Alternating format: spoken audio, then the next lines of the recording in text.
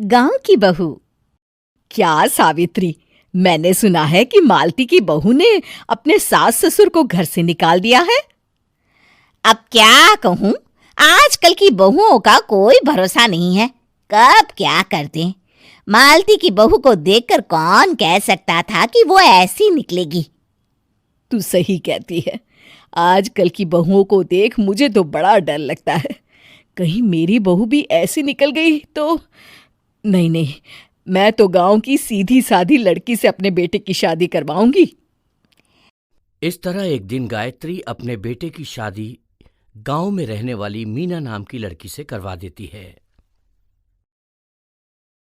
ये लीजिए माँ जी, आपके लिए गर्मा गर्म नाश्ता और चाय। अरे वाह बहू, सच कह रही हूँ, जब से तू इस घर में आई है मुझे तो बड़ा आराम है। तेरे जैसी बहू तो किस्मत वालों को मिलती है।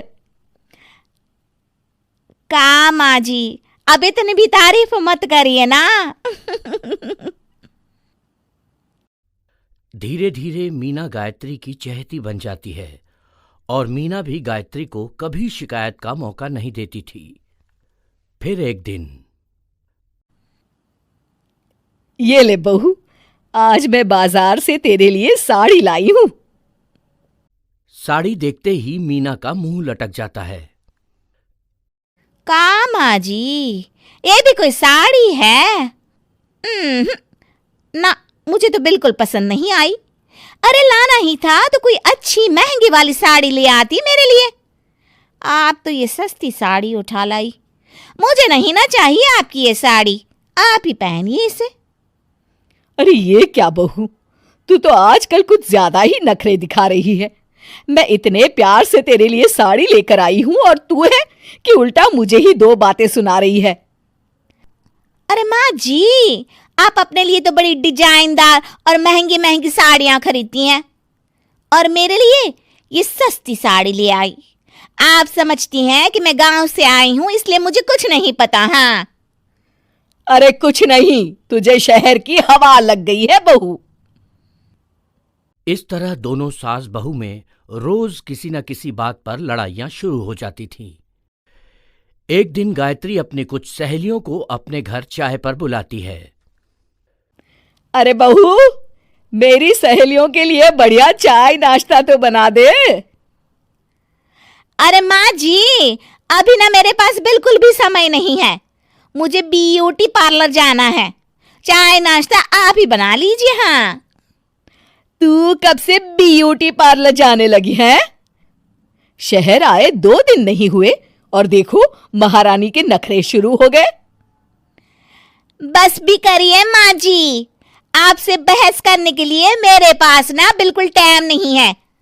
आपका क्या है, आप समझती हैं कि मैं गांव से आई हूं तो मुझे कुछ नहीं आता और आप जो रोज रोज मुझसे मेहमान नवाजी करवाती रहती हैं नौकरानी की तरह।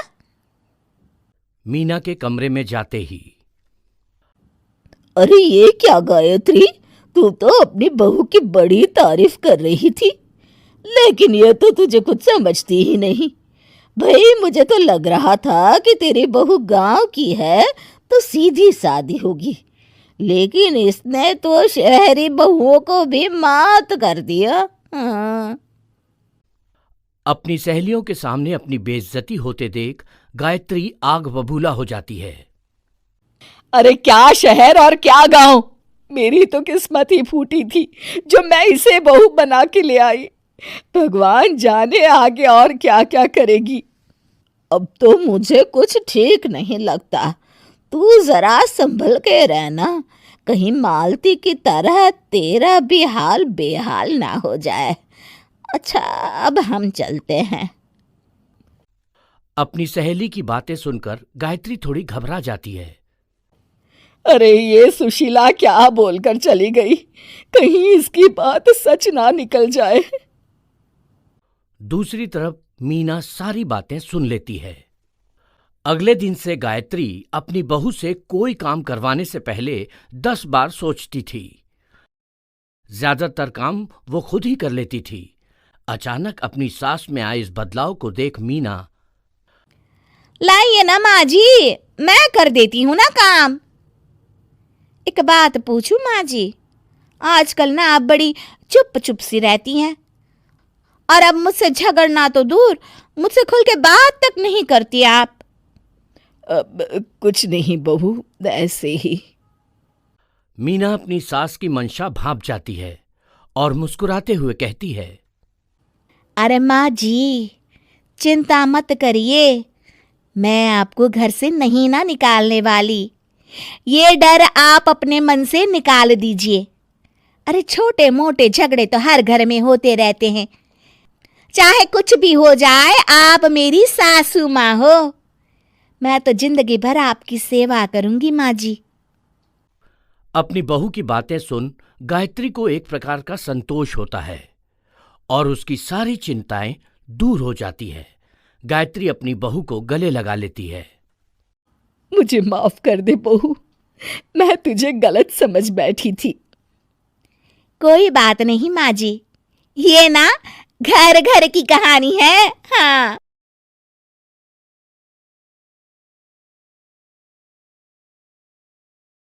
गांव की सास चली बहू के ऑफिस। शादी के बाद लाली माँ को दफ्तर जाए अभी 10 दिन भी नहीं हुए और सासू माँ को उसका दफ्तर जाना खटकने लगा। आते जाते वो उसे सुनाती ही रहती है। आ गई महारानी, आपकी सेवा में क्या लेकर आए? प्रणाम सासू माँ, बस अभी खाना तैयार करती हूँ, सब साथ में खाना खाएंगे। अरे इतना इंतजार तो करवा चौथ के व्रत में चांद भी नहीं करवाता जितना तुम करवाती हो।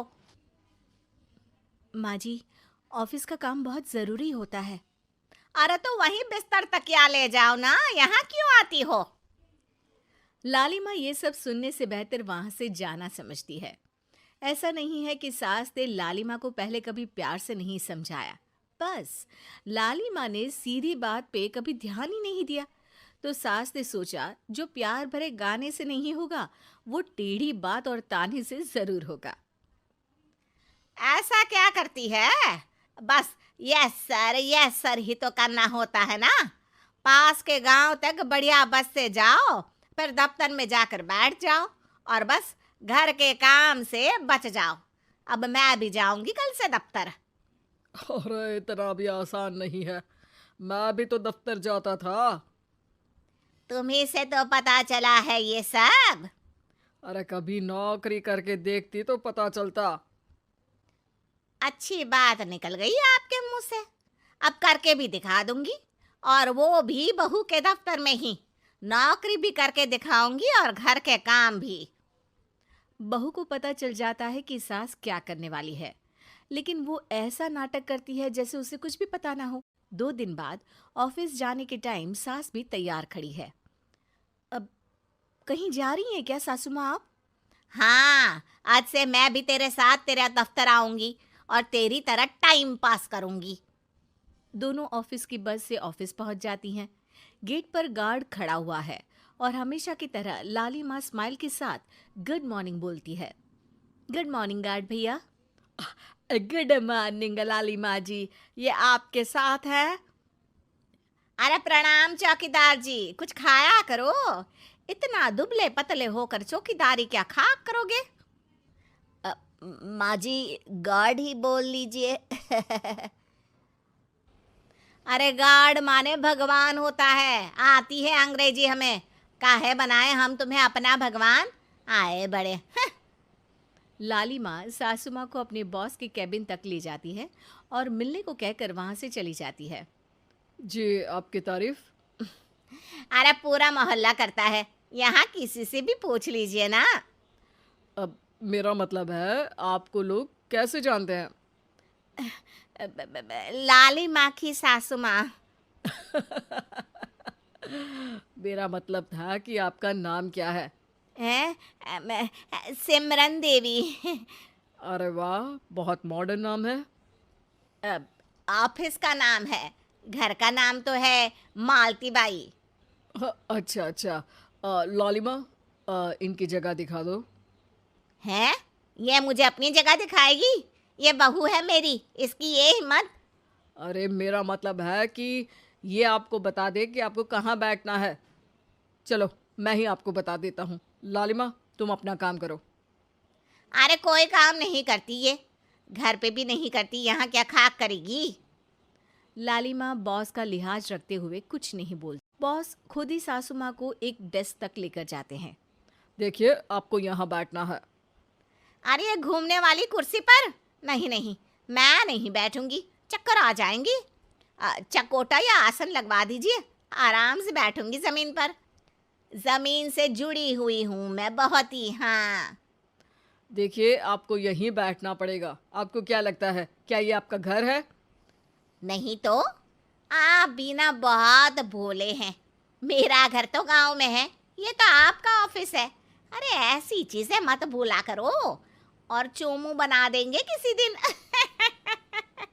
बैठ जाइए और मुझे सारे ज़रूरी मेल भेज दीजिए। ये रहा कंप्यूटर।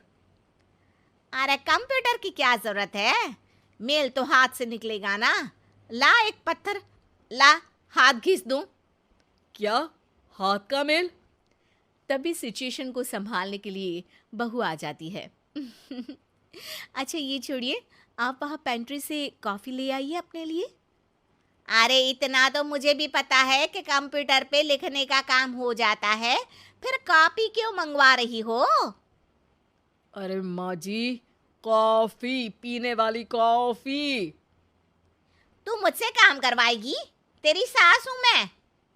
मेरी भी तो सुन लो कोई, आपका बॉस हूँ मैं। हाँ हाँ सुनाओ ना। क्या सुनाऊं? अरे बेटा तुम बॉस हो, जो मन करे सुना देना, बस गाना मत सुनाना। अगर तुम अच्छा नहीं गाओगे ना तो मेरा मूड ऑफ हो जाएगा। अरे यार, अच्छा एक काम करते हैं, आपको क्या क्या आता है? ठंडा खा लूँ तो नाक आती है, तीखा खा लूँ तो हिचकी, और ज्यादा खाना खा लूँ तो यह हम बता नहीं सकती मैं। अरे मेरा मतलब था कि काम में क्या क्या आता है। बहू बहुत काम आती है, पति भी काम आते हैं, बेटा भी। देखो काम तो अपने ही आते हैं ना, जैसे भी हो। हे भगवान, क्या करूं माँ जी आपका। अरे बेटा मेरा ना कोई कुछ नहीं कर सकता, मेरा मंगल बहुत मजबूत है। हाँ अच्छा, मंगल से याद आया, बताओ कितने ग्रह हैं सूर्यमंडल में? मंगल, शनि, पृथ्वी, और बताओ। हाँ सब बढ़िया, तुम बताओ बेटा। बॉस वहाँ से परेशान होकर चले जाते हैं। लंच के बाद कॉन्फ्रेंस हॉल में एक मीटिंग हो रही है जिसमें कई सारे लोग हैं। किसी को कोई आइडिया भी है कि क्या हो रहा है? हाँ हाँ, वो चौकीदार काम छोड़ के बिल्ली के साथ खेल रहा है। वो सुकड़ी मैम ना दिन भर से बगल वाले लड़के से खुसुर पुसुर कर रही है, और आपके कैबिन से आवाज आ रही है जिसमें आपको कोई गाली बक। बस बस, वो मेरे हेड है। मेरा मतलब था कि मार्केट में क्या हो रहा है। बाहर तो हल्की धूप निकली हुई है, ट्रैफिक वैसे बहुत ज्यादा है। आपको कहीं जाना तो नहीं ना, शाम को ही निकलना। हाँ अम्मा जी थोड़ी देर चुप रहिए, हम काम की बात कर रहे हैं। ओके बेटा, बूढ़े लोगों की सुनता ही कौन है भला इस जमाने में। तू भी चुप कर ले, जिस दिन तू बूढ़ा होगा ना पता चलेगा। माँ जी प्लीज। ठीक है, देखो मुंह पे उंगली रख लेती हूँ बस। गाइस, कोई नया आइडिया लाना होगा। लास्ट मंथ हमारे प्रोडक्ट ने अच्छा परफॉर्म नहीं किया है मार्केट में। अब सॉरी सर। लालिमा, तुम कुछ प्रेजेंट करने वाली थी ना? लालिमा खड़ी होके अंग्रेजी में प्रेजेंटेशन देने लगती है। प्रेजेंटेशन के बाद तालियां बजती है। बहू सास के बगल में आकर बैठ जाती है। ये इतना सब तूने कब किया बहू? और अंग्रेजी तो पटर पटर पटर बोल रही थी तू। रात को बर्तन साफ करके इसी में ही लगी रहती हूँ। रात को जाग के व्हाट्सएप नहीं चलाती रहती हूँ माँ जी। ऑफिस खत्म होते होते बॉस लालिमा और सासू माँ को कैबिन में बुलाते हैं। वेल डन लालिमा, गुड जॉब। नीलिमा की सासू माँ जी, आपकी बहू बहुत टैलेंटेड है, पूरी मेहनत से काम करती हैं। सो तो है, कैसा लगा हमारा ऑफिस आपको सासू माँ? ऑफिस तो अच्छा है, पर मुझे समझ नहीं आया। हम ऐसे बिना इंटरव्यू किसी को दफ्तर में काम नहीं करने देते, पर लाली माँ के कहने पर हमने आपको इज्जत दी ताकि आप भी यहाँ आकर देख सके कि दफ्तर में टाइम पास नहीं बल्कि बाकी सब लोग काम करते हैं। आपको तो खुश होना चाहिए कि इतनी होनहार बहू मिली है आपको। घर और दफ्तर दोनों अच्छे से संभाल रही है। समझ गई। हाँ, अब सॉरी यहीं बोल दूं कि मेल डालना पड़ेगा? लाली माँ, बॉस और सासू माँ तीनों हंसने लगते हैं और सासू माँ को बहू रानी के काम की अहमियत पता चल जाती है।